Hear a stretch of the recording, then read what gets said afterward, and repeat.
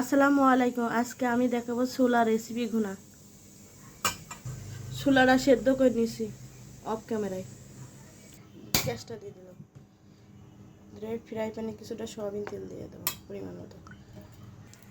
তেলটা গরম হয়ে গেছে, কাঁচামরিচগুলো দিয়ে দেবো, পেঁয়াজ বাটাগুলো দিয়ে দেবো, রসুন বাটা, জিরে বাটা, হলুদ, ধনে গুঁড়ো, তেজপাতা, লং, ডাল দিয়ে দিলাম।